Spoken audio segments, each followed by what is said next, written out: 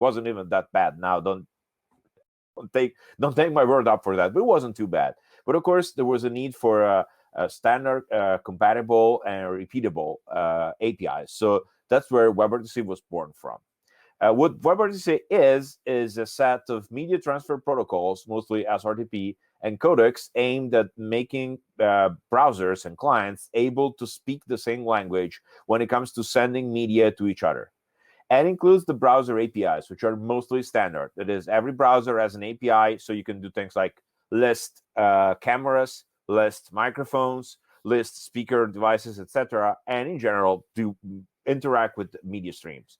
It does not include or specify a signaling mechanism. What does this mean? So signaling is how two clients agree with each other on how to do something.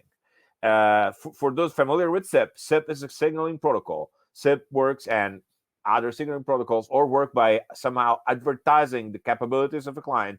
So if essentially a client is telling you, hey, I speak Opus and VP8 codecs, and my media network port is here, and you would reply where, hey, I speak Opus and VP8 too, and here's my my media port. Signaling is not included or specified in Webrtc, but can be, we've adapted a few things. The first thing of course, everybody thinks about when they're in telephony and think about signaling is SIP. And SignalWire supports doing SIP over WebSockets, which means that you're able to connect using a standard JavaScript library, such as SIP.js, which is what we'll look at in the examples, to connect to SignalWire using our standard SIP infrastructure. So you will create a SIP endpoint and register your endpoint to the library, to the JavaScript library, and have something that works exactly the same as a desk phone or a soft phone. We have an example there. We'll take a look a bit more in depth after going through the main parts, so we can get both a bird's eye view and then dive in. It will work the same way as a normal SIP client, including registering, re-registering, etc. SignalWire does not support calling without registering, so it's something that you might want to know, but still it's pretty useful. We have many customers doing this, so just running browser-based phone through SIP.js. Sorry? Okay, sounds like it was just break noise. So I won't go over how to create a SIP endpoint in the presentation because it will take, well, it doesn't take long, but still, it's not the point of the presentation. But I did add a explanation here. All you do is register for a SignalWire account. It's free, and you even get some credit for testing. Then go to SIP and just create a new SIP endpoint. New SIP endpoint is what you'd expect. It's just a username, a domain, and a password, which then you use to register. All other stuff, such as the caller ID and how you send calls, etc., is not mandatory. So getting started is actually pretty fast. So go register if you'd like and try it. We'll need an account again later to go more in depth with the Webrtc stuff. Instantiating the client. So we'll look at the code again later, but as you can see, we're using what's called the simple library of the simple version of SIP.js. SIP.js is a specific client. It's a specific client library that we've been using for a while. I think it's a fork of something else, or at least it started as a fork of something else. Then it became its own library, and it's a type of my favorite JavaScript library for working with SIP. Really, it's stable. It supports a lot of options, and you can really go very down to details if you need to change things in the SIP communication. Luckily, SignalWire's SIP infrastructure is very default. We try to stay as close as possible to industry best practices and standards. So you really only need to specify the usual things. Of course, you need a web server, a URI, and a password. So how you go from here to there is very simple. Once you created a client, making a call, just call a destination, and when a call is ringing, you will receive a call handler. We'll look at the full code in a minute. I just wanted to show you how easy it is to handle simple cases such as receiving a call, making a call, and hanging up. So once you're set up, what can you dial? You can dial mainly two things. You could be dialing SignalWire domain apps, which is a special type of SIP domain that is tied to a call handler, which could be Lamel or Relay. We did another presentation a few weeks ago about that. We can get a link for you later if needed. In general, so there's also guides, etc., which I link at the end of the presentation. But you can, that's one thing you can call. So a SIP domain app, which will allow your clients to effectively have some kind of dial plan implemented. So just force everybody to call the domain app, and then domain app will do things with Lamel or Relay, which are our call control protocols. What you can do there is, of course, when a call is picked up, you could be playing audio, you could be doing a recording, you could be doing an IVR, and you could be dialing out to other destinations. So effectively, how I will handle a dial plan in a SIP registration structure is just have a domain app, every client dials in, and have the domain app switch the calls where you need them to be. Or you can simply call the IDs directly. This is, again, something that we have many customers using. I think there's actually currently more customers using SIP than using the Webrtc Relay version, but that will change soon, because after this presentation, you will like the Webrtc Relay version more because it's better, and also because we have many more features coming out, jokes aside. So this is really the gist of it, because SIP is SIP. And of course, if anybody has any questions, drop them in chat. I'm monitoring chat, so I can take a look anytime. And in general, we could take a look at the complete client. So there's a client, there's a full client in browser here. I have so SIP.js client. Let me go grab the correct code to. So guides, code, SIP client. There we go. I'll put it up in raw, or maybe zoom in and see if it's readable. But it's this thing where zooming in doesn't really do much. There's a lot of white space. I hope it's readable, but the main thing. So as you can see, this is a pretty normal HTML page. We're setting up the various elements we need, including the video tags that will be needed to place the local media and the remote media, and SIP domain, username, and password. Nothing out of the ordinary. The JavaScript then is pretty simple. We're using SIP.js straight from the CDN, nothing weird. And we're just picking values out of the elements and building the SIP URL and then making the call. Then connecting. This effectively connects the client. After connecting, we will set up a few event handlers, such as what do we do when we're registered? We will hide the connect form and show the call form. There's our IDs in the page. And we also set status. I think set status just sets a label on the page. Then we have something for connecting. Connecting is triggered when a call is ringing, when an outbound call is ringing. So when you dial something, you will get connecting trigger, and then do whatever. At that point, of course, when a call is connecting, we convert the UI to hang up. Then when a call is connected, we just set it up to be. We just say it's connected. Note that there's nothing else. When you're dialing out, you just run. And when a call is ringing, this is what I wanted to show you, because it's actually quite cool. So when a call is ringing, aside from setting a status, an incoming call, and showing the incoming form, which in turn just has a button for picking up, which is here, answer incoming, stop ring. As you can see, we simple answer the call. So SIP.js is capable, and you might be asking yourself this, SIP.js is capable of handling multiple calls at the same time. But the simple version of the library we're using here actually only handles one call at a time. So it's all the methods are just simple.something, simple.dial, simple.connect, simple.answer, simple.hangup, because they only have to dial with one call at a time.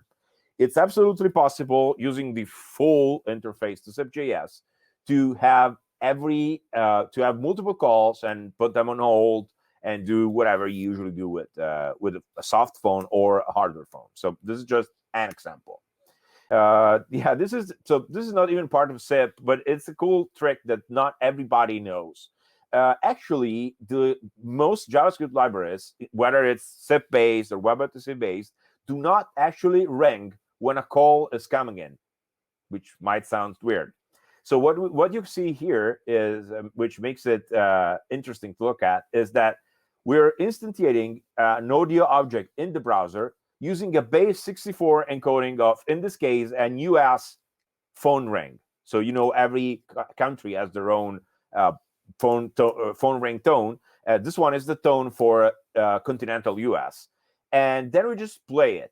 Actually, the recording I'm using here is a ringtone and then 2 seconds of silence, I think. So effectively putting it on play will, no, sorry, this is just a tone, because what you do here is beep will play the actual tone, and then ring with set interval would ring at different times. So aside from this not being part of the SIP interface or part of the Webrtc interface, we'll see later, this is a cool trick that's useful to know, because a lot of people assume calls will ring when they're incoming. They don't. So you just get an event. It's your responsibility to actually play some audio, and this is a super easy way to do it. Of course, you can do it many other ways, including maybe better ones with ATP hosted and stuff like that, but this is a way to embed a ringtone directly into a page. So as I said in this command, I shouldn't be saying this is a cool trick myself because I wrote it, but it's a cool trick. So just play, you can embed a ringtone in here. Going back to what we're doing here, as you can see, this is really just the primitives of a normal soft phone.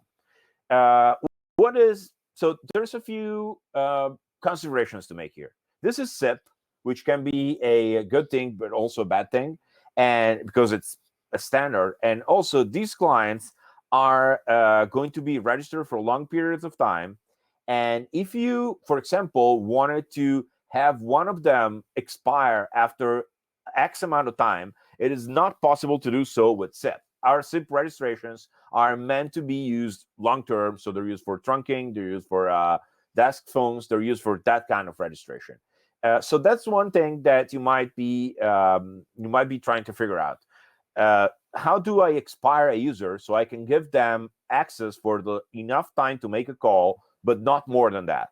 Or maybe another thing you might be thinking about is, what if a call, I want to reconnect a call, or someone refreshes the browser? Keep in mind, SIP is SIP. So if someone refreshes the browser during a call, there's really no provision to go pick up the call again. The call would just go down. And there's a few cases like that where having SIP in the browser might not be desirable. Firewall traversal might be slightly more complicated, to not by much, because they're actually using signaling through WebSockets. So it will roughly be the same. But the main problems here are expiration, call reconnection, and in general, SIP is not really a web-ready mechanism. What I'm saying is that you should be integrating in a way that makes more sense, given this is a web application. Enter our new best friend, which is loading, no, and which is Relay over Webrtc, the SignalWire Webrtc Sdk. So this has been around for a while, actually. So we've been doing a lot of work on it recently, and there's a sneak peek at the end of the presentation. If you stick with me, it's not really a sneak peek because it's everywhere, but I'm going to give you some juicy anticipations on what's coming down the pipe. And this is the start. Relay over Webrtc library and SDK is where we're starting from to build the future of programmable communications. So first of all, what's Relay? Relay is SignalWire's next generation call control protocol. It's based on JSON and encapsulates the various primitives: play audio, record, gather input, do speech recognition, do text-to-speech detection. Relay has a fantastic detection API, which I use daily in various applications. It allows you to detect, to tell a fax call from a non-fax call by waiting for tunes, which is something that not many other libraries can do. Also has a pretty sophisticated machine detection algorithm that merges a few approaches to allow quite quick and precise results. And I'm very happy with that part. So the detection engine is something I really feel like already sets apart from the competition. Plus, Relay is based on a WebSocket connection that's outbound from your consumer, which is a long-running process, so you don't need to contend with firewall, etc.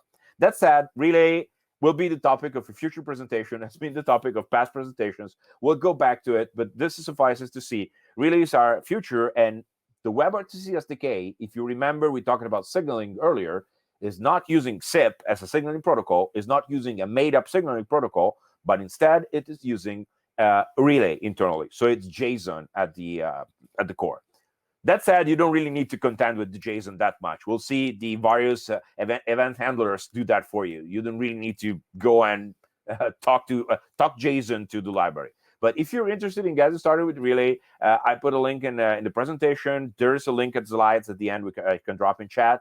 And also keep in mind, we'll be doing, the customer success team is working on some interesting stuff, such as ready-to-go Docker environment to start running your own Relay applications. That's a bit down the line, but I'll make sure I'll let you know through an email when things are done. We have a list of participants anyways. So now let's focus on the client-side library. We have a vanilla version, so just JavaScript. It has no dependencies as far as I'm aware, a React version, and a React Native SDK. All three are in use by many customers, and especially the React Native SDK is getting a big uptick right now. So while I'm not really a React Native developer, I know we bundle the various WebView type of libraries to get that working, which means it works on iOS and Android without any problem, and it's really cool to see in action.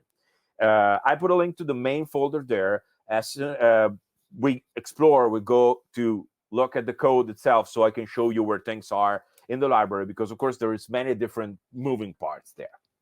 So again, Relay is a general call control protocol. What we'll be focusing now on is the Webrtc Sdk that's JavaScript based and is used in the browser and on mobile devices to create your own communication applications. So we were talking earlier about how to authenticate a user. So in SIP, as I showed you, you go create your own SIP endpoint in the dashboard and then use that for login. Nothing weird there. It's just a username and password and a domain. It's the standard SIP login flow. While when you're doing a Webrtc-based client using the JavaScript library, you need a Jwpt token for authentication.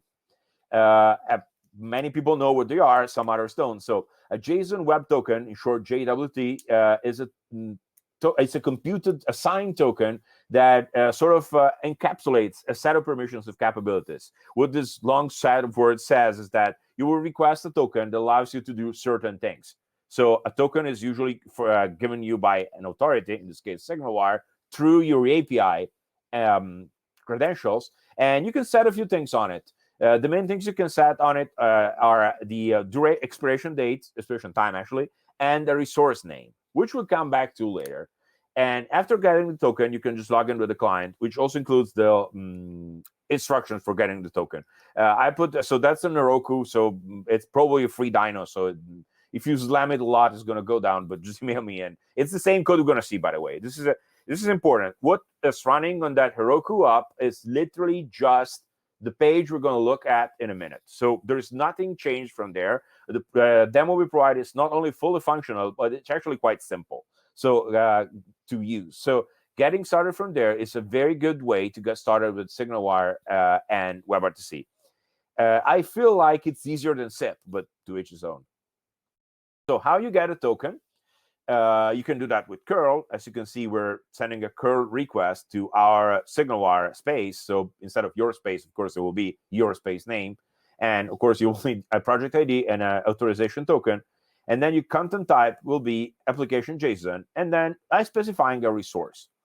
You can, again, there's only two things you can specify here, resource and expiration. Expiration is expressed in minutes, if I'm not wrong, we can check later, and defaults to 30 minutes, and it's how long the token will be valid, which means if you let the token expire while the client is connected, it will be disconnected. If they are on a call, the call will drop. So that allows you to do various ways of limitations within your application. So maybe you want to say this is going out to someone who is not fully trustable, such as, I don't know, a call center agent that's working from home or something like that. What you do is give them a token that has enough duration to do their work shift, right? So they won't be able to use it after. Or you can do even shorter durations for different usages. Of course, you get back a Jwt token and a refresh token, which is they're quite long, so I abridged them. What you can do with the refresh token is you can go and refresh your token and replace it and relog in which case it will continue working. Of course, if you need long-running tokens, you can also do those. I think the limit is 24. No, it's not 24-hour, but it's something like 2 days. But we could check later.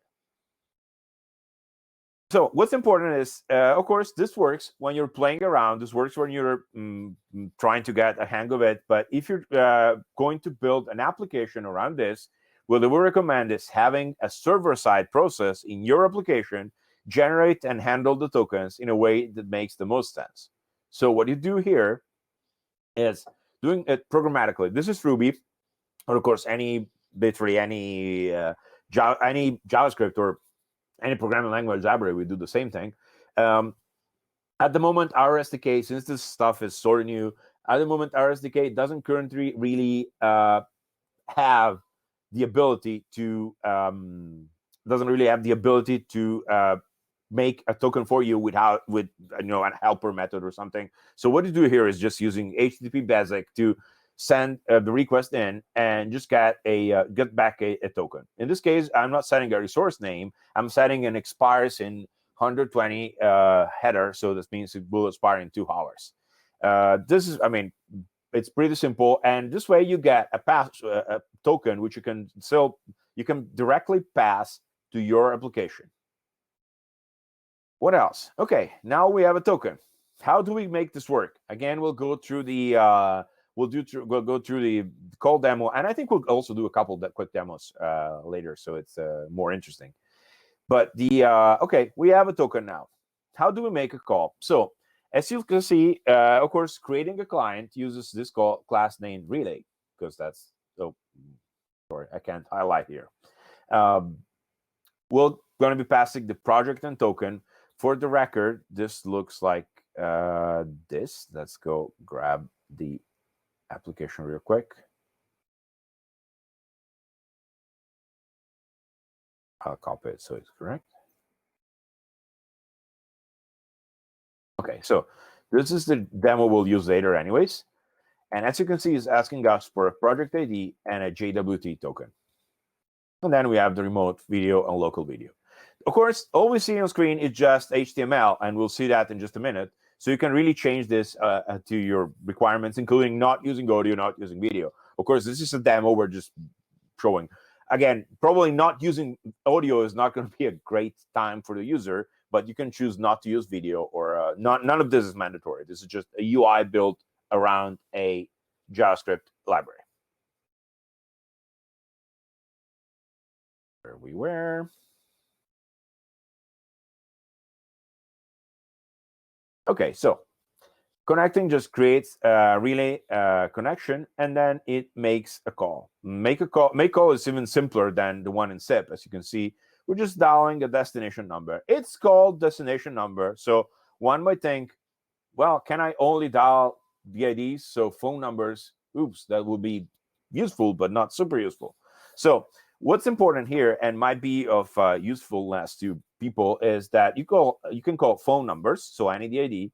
You can call a SIP URL, so you can even have someone registered on SIP.js and call them from a Webrtc client or a mixture, or you could dial into a SIP domain app, which we can take a look later. So we can, if it's of interest to anybody, if it's server-side stuff. Or you can call resources, which is very, very important. So when you create a token, giving it a name, actually, they still have a name. You just have to go find out the JavaScript, but it's easier if you specify one. If you specify a resource and it's unique within your account, so going back to my example here, as you can see here in this curl example, I'm specifying the resource I'm calling Lucas phone.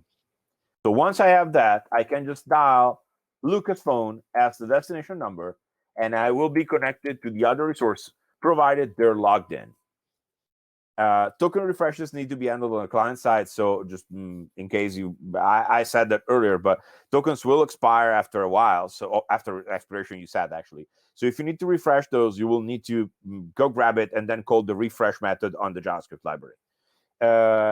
We currently support audio calls and one-to-one video calls.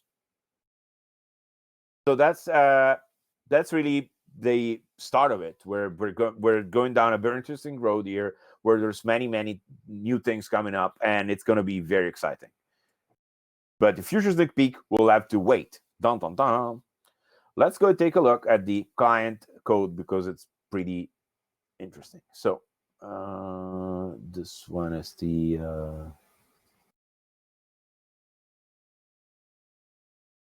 okay. So this is exactly the source for the code that we're looking at earlier. We're importing the SignalWire SDK. We're bringing it adapter mostly for cross compatibility. So as an aside, when starting out with Webrtc, using an adapter like Adapter.js, it's literally called Adapter.js, is very much recommended because every browser has their own opinion on what constitutes a standard. There was a very funny XKCD strip about there being 13 competing standards and experts getting together to decide on a new standard, and now you have 14 competing standards. So really, what happens there is that while browsers are sort of all compatible with each other, there's always little quirks, and Adapter.js, while not required, will make it much easier for you to work on it on the general Webrtc world. Then, as you see here, we literally just pull in the latest version of the SignalWire JavaScript library. It's available on PKG, so on NPM, and you can just use that without any download. Notice that there are no dependencies. So the JavaScript SDK is completely framework and agnostic, and you could be using this with vanilla.js. You could be using this with Vue. I am a big fan of Vue.js. React, but React has its own version. We'll look at that in a minute. And or any other library, really. Stimulus, if you're a Rails guy like I am. But it's important that it doesn't have any dependencies. So going down the page, as you can see, we have the usual needed elements. Keeping in mind, we need to log in using the project ID and the token. So the project ID will be part of the credentials. Project ID is sort of public anyway, so it's not really a big problem. What you need to not be able to, what you need to not release is your actual application token. So never have the client side generate JWTs. Otherwise, you're giving them an API key they can then use to do whatever, which is not fun. We're doing some local storage stuff, etc. So, okay, let's get into the guts of it. We connect Relay and set up a few handlers. We're able to set up ICE servers, enable microphones, a webcam, etc. When it's ready, we start a call. As you can see, up to now, it's a pretty stock flow. It's very similar to what we used to do with SIP.js. We can update the UI on socket close, etc. So notifications can come in various types, including a call update, which will get a call update is effectively a call is starting, or something is happening on the call, or the user media error. So this is important. This is actually something that does get some people from time to time. The SDK has the ability to automatically detect if the user has rejected the dialog for permissions. So yeah, Jerome, I'll get it to you in just a minute. The handle. So the SDK will tell you if the user rejected the user media panel. So some of you probably have gotten this when you got into the conference. Some others have seen it other ways. You know when you get that little microphone and camera permissions pop up there in Chrome. If you refuse that, it can get quite complicated sometimes because you never really know in the JavaScript. We've done a lot of work in making sure we at least alert you, so your code can handle that. What that permission denied line is, you will be doing something like an alert telling the user, hey, you have rejected giving us permissions, so we have no way to get into your media. And that's actually, again, it's a little thing that can make your day when you're working on Webrtc. Interesting stuff, which is, so of course, new is just setting up a new call, you're trying to call someone and it's ringing, recovering. So this is important. This is where I wanted to get earlier. The call recovering from the previous session means that if you are in a relay call and refresh the page, the client will automatically reconnect and pick up the call again. again, if you wanted to, you have control on the behavior. So you can, of course, as you can see, we are asking the person if they want to recover the previous call. If you're on a call and refresh the browser and reconnect, you will get asked, do you want to recover the previous call? Then you can answer or hang up. Of course, the other end will just not be doing much in the meantime because they're hearing dead air, unless they're in a conference or some other mechanism. Still, it's pretty important to be able to recover calls without having to do anything other than handling the correct handler. This is another differentiator between SIP and the Webrtc library, which is the fact that it is able to recover calls automatically. And then making an outbound call, just more of the same, etc., and some syntactic sugar. So Jerome was asking an interesting question, which is this related to Verto? Some of you might be coming from the Frizzwich world, and you're certainly familiar with Mod Verto and Verto, which is the Webrtc protocol that Frizzwich itself uses. This will be, in a sense, the next generation of Verto. We've built on top of Verto, adding features, making it more scalable, making it more flexible, and allowing you to not have to worry about having enough servers or CPU. This just infinitely scales. But other than that, it is a sort of a spiritual descendant to Verto. And of course, many of the SDK features might look similar. They might look similar also because in general, there's only a finite number of ways to make a call, accept a call, and things like that. So they're all similar. In the end, we went through the examples earlier, and we're not way different, if you, to be honest.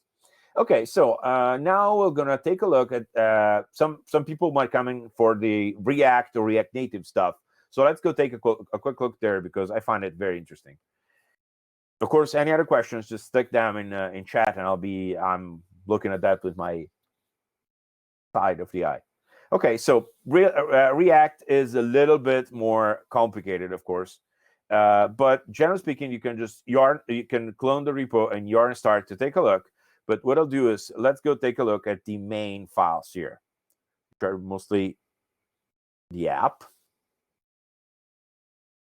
So people familiar with, I'm not super familiar with React, but I've done a lot on it. So generally speaking, I remember a bit from when I've done a lot on React for a short time. So that's my experience with it. As you can see, in general, we're just setting permissions on the app, setting properties on the app, so we can just have a new call, etc., and setting up a session to work through the app.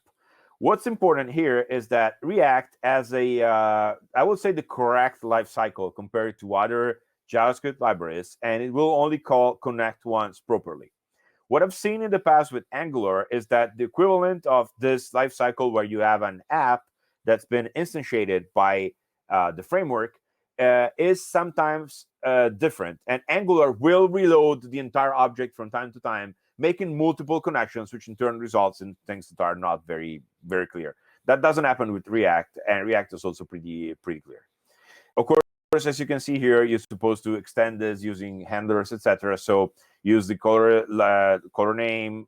You still get the user media error event, which is, again, very important. Don't underestimate that, because it's the problem with get user media, which I didn't stress enough earlier, is that both Chrome and Firefox will never ask you again.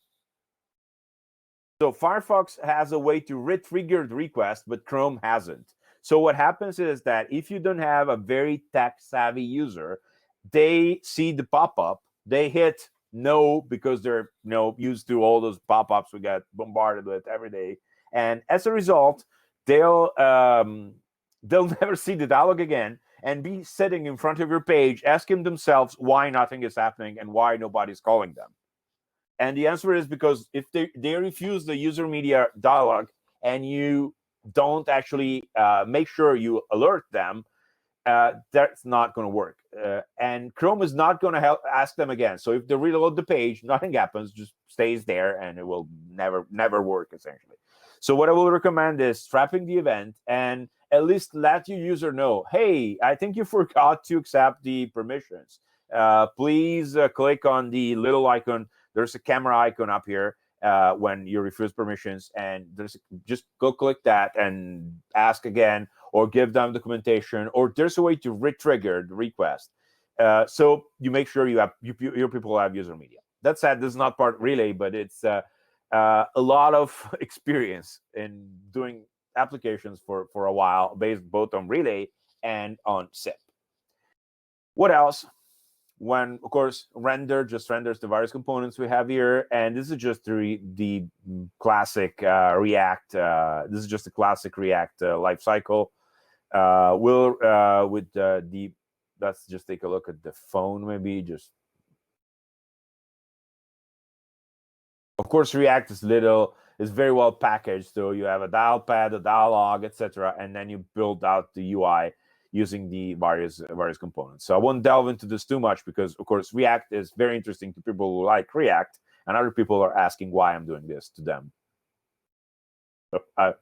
One important area I'd like to take a look at too, because it's very, very important for people working on with SignalWire, working on the Webrtc stuff, is our React Native client. Our React Native client has the ability to uses the React Native Webrtc component, as I was saying earlier, and it will try to install it automatically. So we'll need to we're making this instruction a little bit better because there's a few things that are newer here. And honestly, I haven't seen React Native Webrtc fail to install in the last few months. But again, it's probably your mileage might vary depending on the exact setup of your application. But let's see what we have here. So this is a React Native package. So as you know, React Native is cross-platform. So most of it is going to be valid for both iOS and Android. Of course, if we go look at the example, there's some stuff that will need to be specific for the project, mostly the project itself. I think so. We were testing actually running this on Apple TV, and it works. So you can make, if your Apple TV has a device attached or something like that, you can make a call. Should probably go ask the team what they were trying to do here. And of course, it will work on iOS, and also it will work on Android.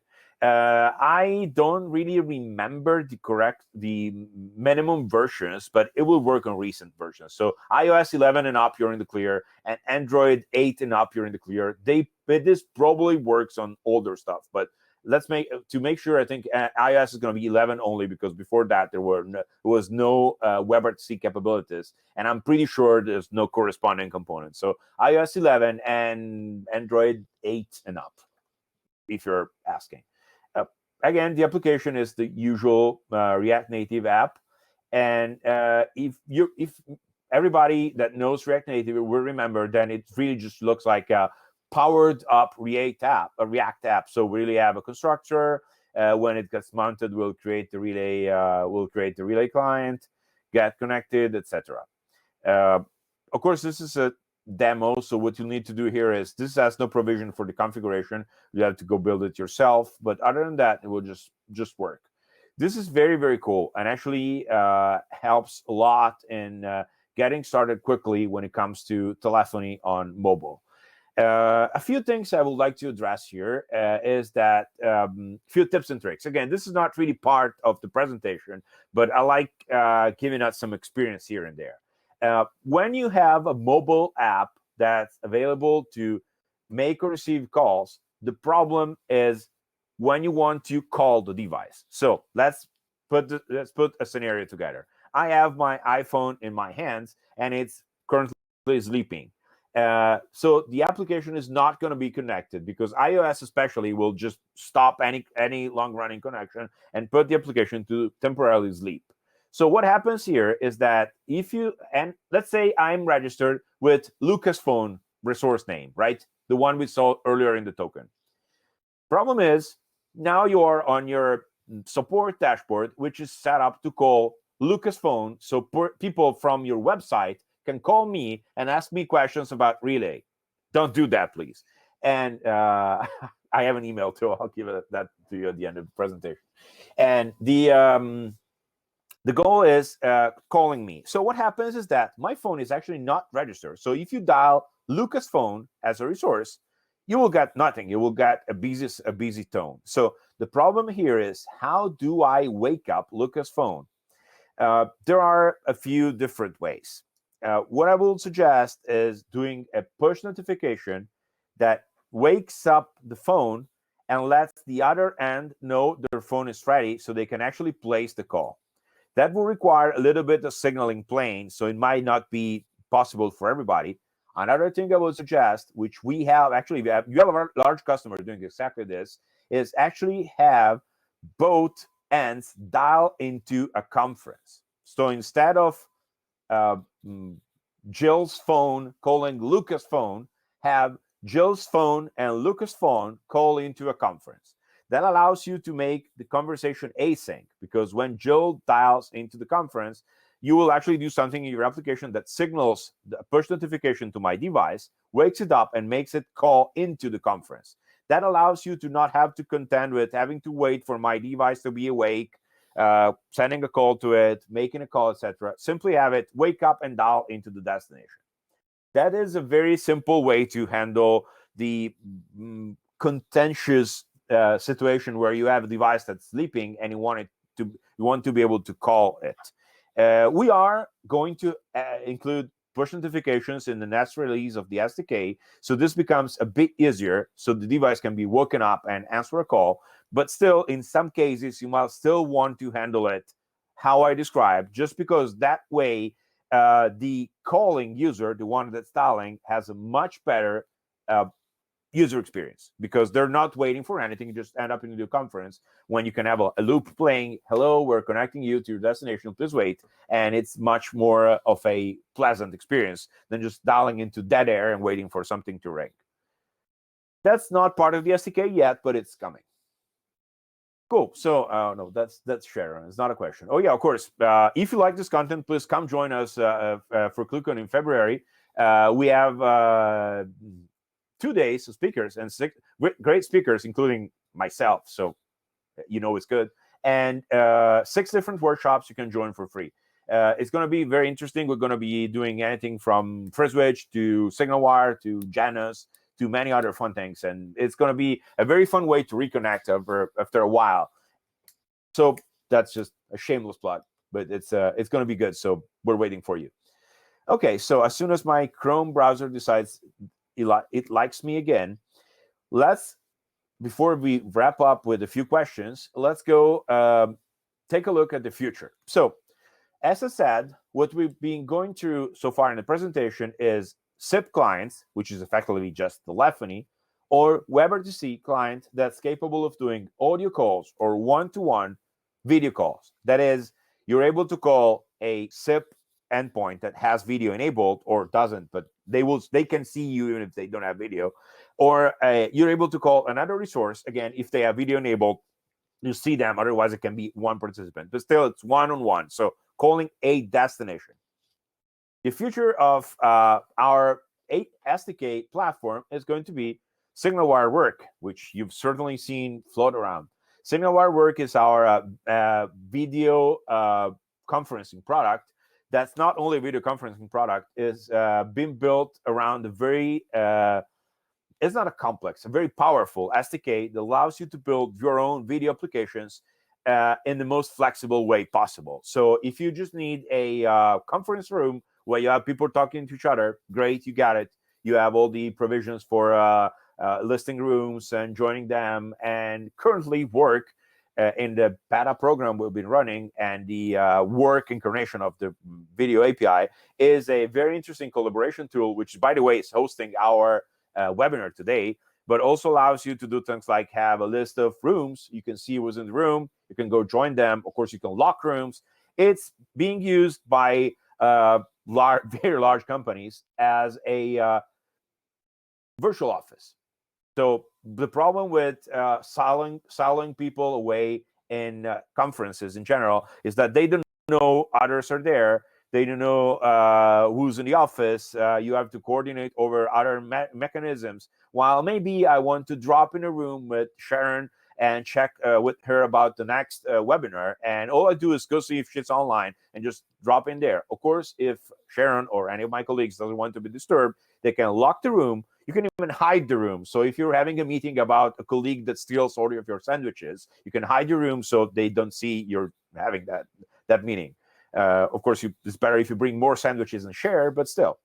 And So this is what's going to happen. The current phase is Work is a collaboration tool that we're licensing on a per seat basis, and you're welcome to contact me or other people after to take a look at it. But what's evolving towards very, very quickly, and we're already doing some beta testing with clients, is a video SDK that allows you to build any video interface and any video experience you like into your own application. And that's where the SDK is going. So some of the relay stuff we've seen earlier, some of the relay protocols we mentioned, etc., are going to be the base of what work is, which is going to be, well, this is the usual sales pitch. It's client class because it's Webrtc, but we already know what Webrtc is. Webrtc is a project. Webrtc is not a protocol. Webrtc is certainly not a standard, sadly. It's anything but. It's going to be compatible and it's going to be secure. But more importantly, it's based on Webrtc. So I think this is more or less the journey I had in mind. So this leaves a few minutes for questions. So we went to SIP, and we went to how it's easy to connect to our SIP endpoints using WebSockets-based communication, and they behave like SIP clients with pros and cons. Then we went through the SignalWire Relay SDK for browsers and for mobile applications that allows you to build a more web-tailored experience, including setting a duration for tokens, including naming resources so they could call each other, and including handling reconnects and all of the various stuff that generally happen when you are on the web. My recommendation will be to get started using the Webrtc SDK unless you have a large SIP infrastructure already, in which case it probably makes sense to go with SIP.js first. But I will really start with the Webrtc SDK. And again, I'm very happy to help. It's some of it is very new. We're doing rapid development. Any feedback is welcome, and I'm very happy to help with code examples, etc. So if there's any questions, I'd be happy to answer any of those. I hope this is what you expected from the webinar. I hope we went through the main content that you thought will be relevant, and I hope the tips and tricks I gave you help you, because some of those are really large gotchas that will save a few hours of your development time from time to time. So I'm always happy if I can share those with someone. My name is Luca Pradovera. I think I forgot to introduce myself at the beginning because it was late. I'm the lead solutions architect at SignalWire, amongst other stuff. And my email is just luca@signalwire.com. My email is always ready, is always open. So anytime you need anything, any questions you have, just drop me a line. I'll be happy to help or direct you to people that can help. As part of that, I'll drop a link to the presentation, which has all of the other links into the chat. So you have it ready. And so it's in the chat. So just get that, or of course this will be sent out. Let me know if there's any questions, and I'll be happy to help. Give it a few seconds for it. Thank you, Jean-Marc. It was a pleasure, and I hope you got started with the Webrtc stuff, and let me know how it goes.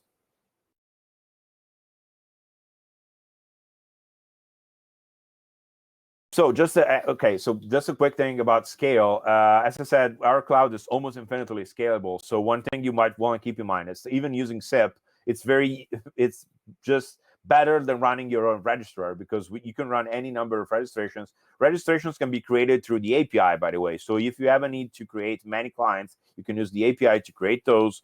There's links around, but again, it's just a SIP resources guide on SignalWire.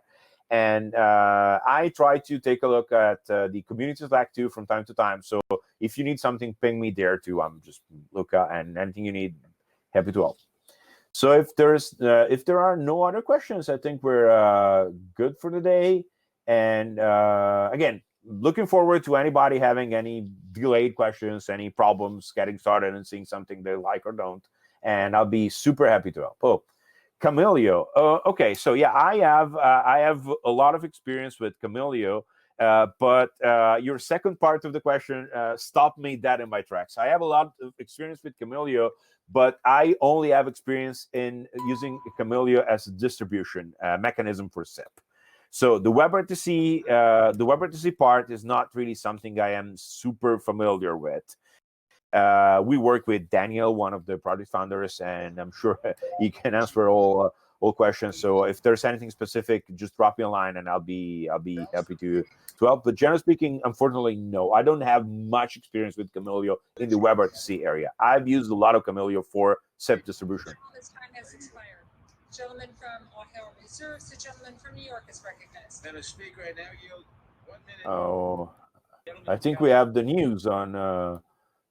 Oh yeah, we will certainly see a cool presentation about Camellio. We'll see many of those. SIP.js working right with FS with HA proxy between them. I think I can. I wouldn't say help with that, but the problem with using HA proxy in front of the FreeSwitch servers, it's probably either sending the call to the wrong server or losing the registration.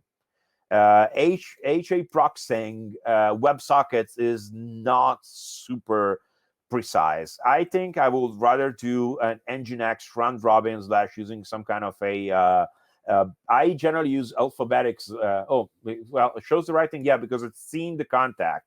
Then somehow the actual networking, so the WebSocket connection probably gets sliced up from HA proxy, which is sending him to the wrong way. I've been using Nginx for that kind of proxying with better results. So I'm sorry I don't have better information other than I've had to switch to Nginx for reverse proxying WebSockets because it's my favorite way to do so, and it looks very, very stable. Yeah, OpenSIPs is going to be the fix. OpenSIPs or Camellio is going to absolutely fix your problem. Cool. So thank you for the question. Still, I'm sorry I couldn't have more. Thank you, Raul. It was great, and thank you, Jason, for signing up. Okay, good. I think we're more or less at a good point for today. And yeah, really, anything else, or we can just wrap up. Of course, questions will come up 5 seconds after we hang up. So just let me just drop me a line whenever. Perfect. Thank you, Sharon. No problem. Thanks, Luca. And I think we can stop the recording. And thanks, everybody. Looking forward to seeing you at the next session, which is going to be January 27th at 11 a.m. CST. It's members, right?